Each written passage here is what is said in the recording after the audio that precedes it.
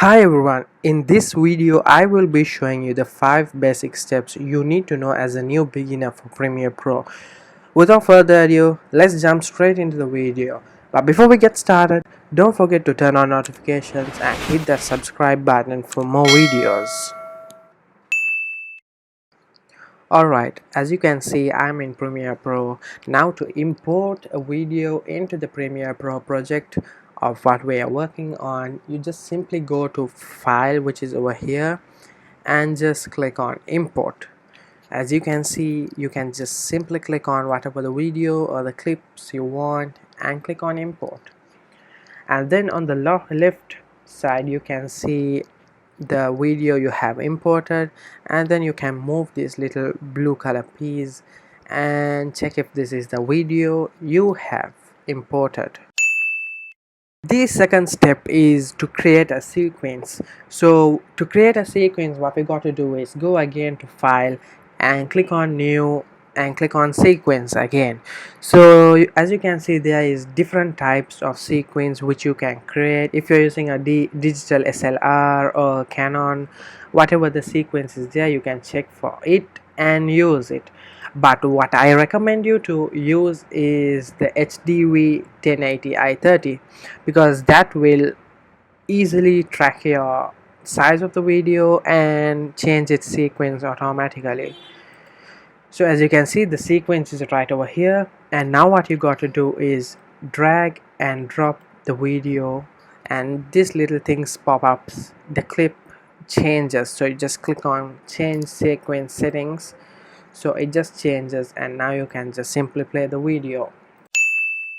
Now what I want to show you is how to adjust the brightness and the contrast of this little video sequence, which is over here.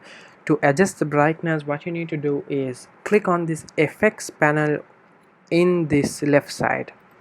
Click on the effects, and what you can do is just search for brightness and contrast. As you can see, the preset is over here, and just drag and drop it on the sun sequence and double click it.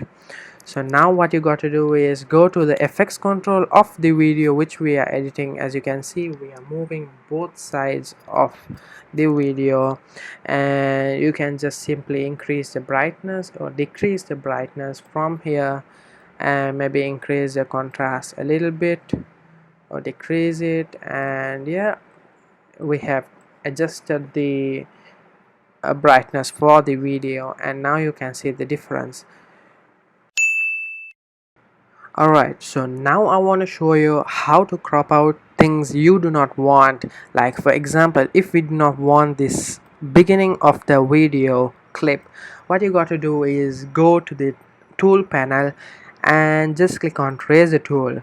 There are many different types of tools such as text and hand and pen tool, but what we got to do is we got to use the razor tool to cut out this little part which we do not want. So by cutting that off, you can see we have just cropped it off. So now what we got to do is click on the sequence and just click on the delete button. So now you move it a little bit to the side and you play the video. As you can see, there has been a difference in the video. The last and final settings which I have for you today is the export settings.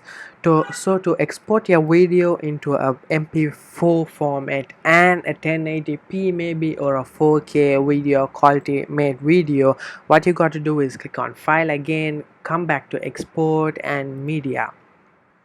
Now what you got to do is we need to change the format and the preset, which is over here. Your preset, change it to H.264 to have a customized video format for yourself, and change your preset into custom so you can make it to whatever the video size and quality you want, and your output name to whatever the name you like. I'm going to leave it in sequence 04. And now the main settings is you got to check your width and height whether it is an equal size. I'm just going to go with the automatically set basic video by clicking match source, And finally, the bitrate settings is the main thing which you got to adjust for a better sized video. So most of the time your video settings would be in VBR one pass. From VBR you change it into CBR and you can adjust the size of the video in mbps form. As you can see, mine is currently in 56 mbp, so I'm just going to leave it in 12, and you click on the use maximum render quality and finally click on export, and there you go. My video is encoding to into an mp4 format. I hope you benefited from this video, and don't forget to leave a like, and I hope to see you in another video.